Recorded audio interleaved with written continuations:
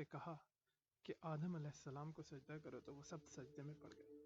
लेकिन इब्लीस शैतान ने सजदा ना किया और ये कहकर मगरूर हो गया कि मुझे तो आपने आग से और इसको मिट्टी से बनाया है और मैं इससे अफजल हूँ, इसलिए मैं इसको सजदा नहीं करूँगा। बिस्मिल्लाहिर्रहमानिर्रहीम। तो शुरू करते हैं आज की स्टोरी हज़रत आदम अलैहिस्सलाम के बारे में। और फिर जब अल्लाह ने शैतान से कहा कि तू यहाँ से बाहर निकल जा, और उसके बाद अल्लाह ताला ने हज़रत आदम अलैहिस्सलाम को कहा कि आदम आज से तुम जन्नत में रहोगे।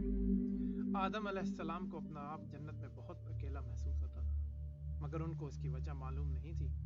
फिर एक दिन जब आदम आराम कर रहे थे तो वो अपने करीब हव्वा को पाते हैं। हज़रत आदम ने हव्वा से पूछा कि तुम कौन हो?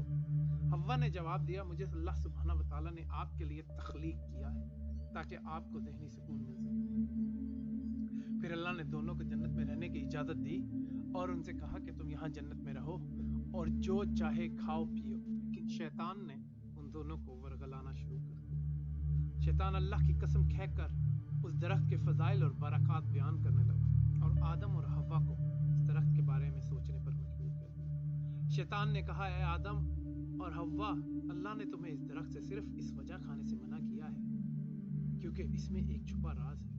आज वो राज मैं तुम्हें बताता हूँ। अगर तुम इस दरख्त से फल को खा लोगे तो तुम फरिश्तों जैसे बन जाओगे और तुमको एक दिन मरना है।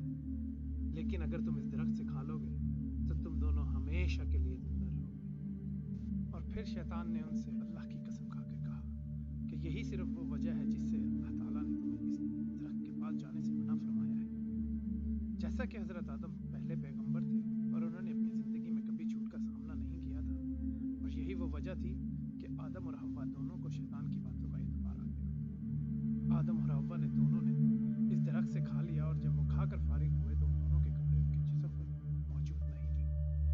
उन दोनों को बहुत शर्मिंदगी महसूस हुई तो उन्होंने फ़ौरन जन्नत में बड़े पत्ते ढूंढने शुरू किए और अपने जिस्म को ढांपना शुरू किया।